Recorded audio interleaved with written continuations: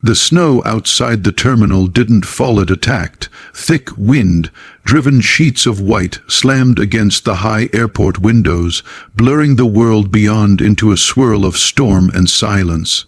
It was Christmas Eve, the kind of night when cities quiet down and families huddle close, but tonight the airport felt like a pressure cooker.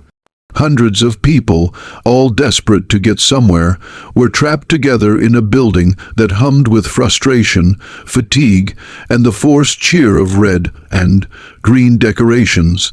Inside, warm yellow lights tried their best to look festive, but they only made the exhaustion on people's faces more visible. Travelers stood in long, slow-moving lines that looped around stanchions like frustrated snakes. Kids in puffy jackets complained loudly while their parents offered tired, whispered bribes. Just 10 more minutes. Okay, 10 more minutes, and we'll get hot chocolate. Couples bickered quietly, some louder than they realized, pointing at the departure board like it was personally insulting them. Every few minutes, that board flicked over with a sharp, mechanical clatter, only to reveal the same dreaded word, delayed. A collective groan would ripple through the crowd each time, like the airport itself sighed. Somewhere near Gate C14, a group of teenagers in ugly Christmas sweaters played cards on the floor. A businessman barked into his phone about critical meetings. Even though he was clearly headed to a holiday gathering, an elderly woman with shaky hands knitted a scarf and whispered prayers under her breath. Strangers exchanged awkward smiles that said, "We're all stuck here together." Might as well pretend it's not chaos, but beneath the stress, something softer lived in the air too.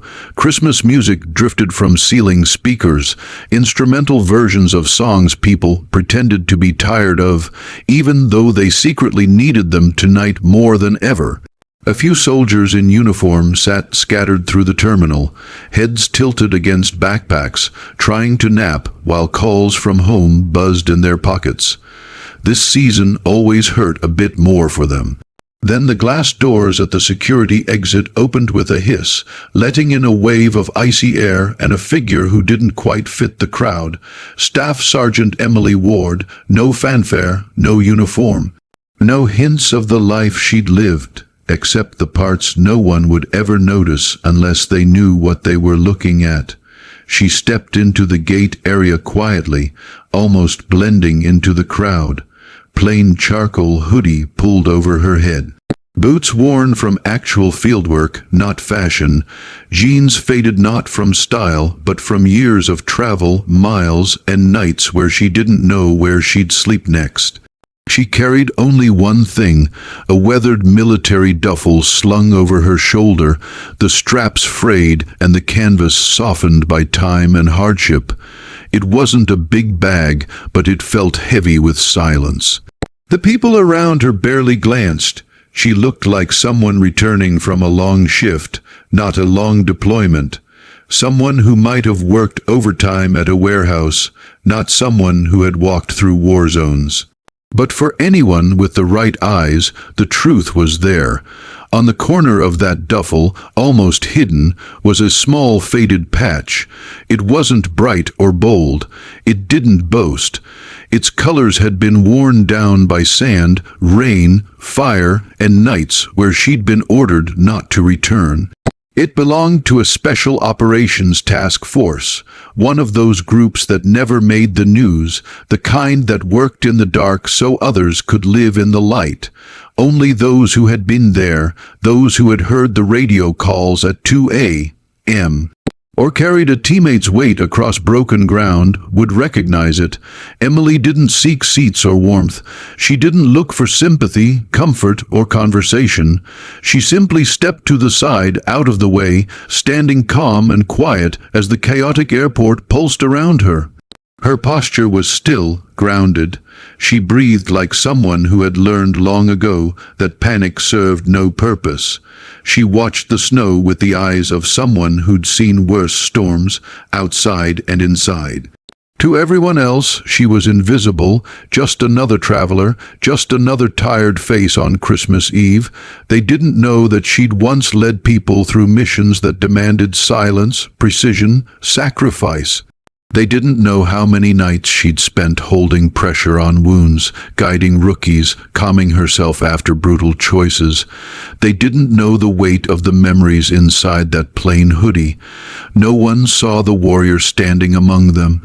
Not yet, but someone would, and that moment was already approaching.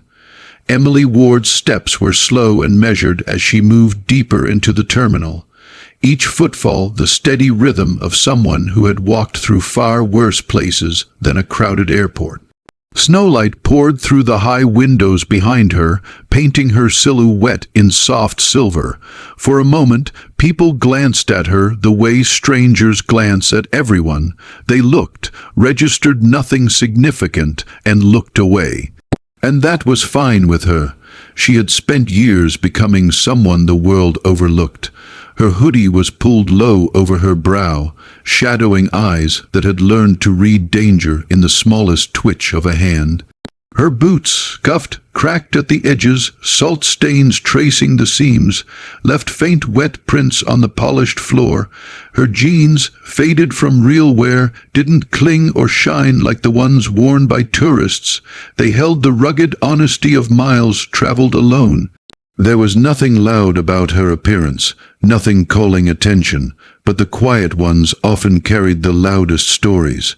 She shifted the duffel strap on her shoulder. The bag creaked with the weight of everything inside, things she never talked about, things a civilian might mistake as just gear, things she had earned through pain, silence, and relentless discipline. Her fingers brushed the faded patch stitched into the side.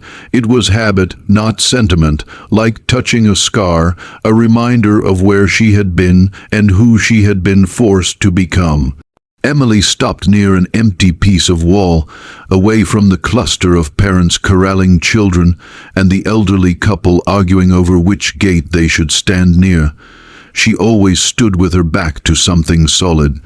Even in an airport, especially in an airport, her eyes scanned out of instinct, not paranoia, exits, patterns, body language, tension. Years of training had etched those habits into her bones.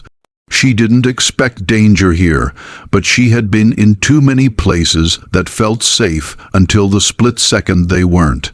Still, she looked calm, calm in the way only someone who had stared down chaos could be. Her breathing steady, her shoulders relaxed, no anger, no irritation, no impatience, just presence. But beneath the quiet was a fatigue no amount of rest could really cure. This was her first Christmas home in years. And even now, even knowing she would be with family soon, she felt the weight of ghosts walking beside her. Names she'd memorized, faces she couldn't forget, voices she'd heard last in the dark.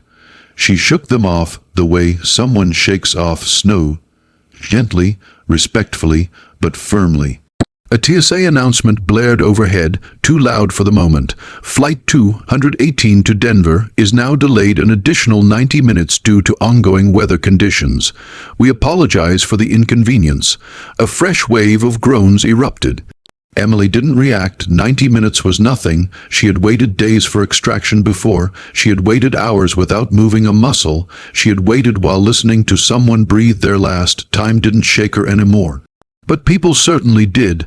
Near gate C-14, 3 college-aged boys were sprawled over the seats, talking too loudly, laughing too freely, the carefree sound of people untouched by hardship. They were all wearing new, clean jackets and trendy sneakers. The kind who complained about slow Wi-Fi but had never gone hungry. The moment Emily stepped into their line of sight, one of them nudged the other. "Bro, look," he said, trying but failing to keep his voice down. "She looks basically homeless." The second laughed. "No way she's traveling anywhere. Bet she just wandered in here to stay warm." The third snorted. "Homeless? Dude, she couldn't even pass basic training. She looks like she sleeps behind a Walmart." Emily felt their eyes but didn't turn her head. She'd learned long ago that people judged from ignorance, not truth. They saw a hoodie, boots, tired posture, and made up a story that matched their world. They would never guess she had once jumped from helicopters into fire. They would never imagine she had carried teammates to safety, hands trembling not from fear but from determination. Their words bounced off her like snowflakes against armor. Still, one detail stuck in her throat, not because it hurt, but because it showed how blind the world could be. They thought she couldn't pass basic training. They had no idea she had passed the kind of training that broke people far stronger than them. She wasn't angry, she wasn't insulted, she wasn't anything. She simply observed. Silence was her shield, humility her habit. She leaned back against the wall, closing her eyes for a moment, listening to the storm outside battering the glass, letting the noise pass over her instead of through her. Letting the world's ignorance swirl without touching her center. She had nothing to prove, not to them, not to anyone, but someone else was watching. And unlike the three boys, he knew exactly what that patch on her duffel meant. The duffel bag, hung from Emily Ward's shoulder like it, had a soul of its own. Creased, scarred, softened, but unbreakable. If someone had the eyes to read it, the bag was a biography. A lifetime of deployments, operations, and nights spent under foreign skies was woven into every frayed thread. But most people didn't see history. Most saw only a worn-out bag, except for the tiny easily missed square of cloth stitched into the side, the faded patch, barely 2 inches across, color almost completely gone. Edges frayed from sand, rain, and friction, a ghost of its original design. To a civilian, it looked like nothing, an old, discolored scrap of fabric, something from a thrift store bag, maybe, something unimportant. But the patch wasn't just a patch. It was belonging, it was blood, it was memory, and it was the kind of insignia nobody bought. It had to be earned, in silence, in darkness, in unforgiving places. Emily, absent-mindedly, brushed her fingers across it. A habit, a grounding ritual. She didn't realize she was doing it at first. Her fingertips found the texture, the familiar scratch of the embroidery that had long since lost its color, but not its meaning. Her breath slowed, her mind drifted, just for a heartbeat, to the night she had received it. A desert, stars so sharp they looked carved from glass, wind like a whisper of warning, carrying the scent of dust and diesel. 4 silhouettes waiting in silence until her boots approached. She remembered the weight of their nods, the quiet approval, the unspoken acknowledgement. You made it. You survived what breaks most. You are one of us now. There had been no ceremony, no applause, no commanding officer giving a speech, just grit, firelight, and the rare sense of being seen by people who understood her completely. That patch had been with her through everything since then. Through nights when the only light came from tracer rounds, through missions where one wrong breath could give away a position, through evacuations, rescues, losses, through long, cold rides home with an empty seat beside her. She never removed it, never replaced it, never washed the memories out of it. It was the one thing she carried even when she left her uniform behind. But here, in a crowded airport, surrounded by people who didn't know or care what she'd done or who she had been, it looked like nothing. A few feet away, the college boys were still laughing, their voices bouncing lightly through the gate area. One of them mimicked her posture, hunching dramatically and dragging an imaginary heavy bag. The others laughed harder. Emily didn't look at them, didn't stiffen, didn't need to. People like them never noticed the details that mattered, but one person did. Chief Petty Officer Ryan Brooks sat 2 rows of seats away, pretending to scroll through his phone. His eyes, however, weren't on the screen. He'd caught the faint sound of the boys mocking someone and glanced up automatically, the instinct to assess any disturbance kicking in. That's when he saw the patch. He didn't see Emily, not yet, not fully. He saw the patch first, and it hit him like a punch to the chest. He recognized it instantly. Every operator would. It wasn't a common unit patch. It wasn't even a known one, not officially.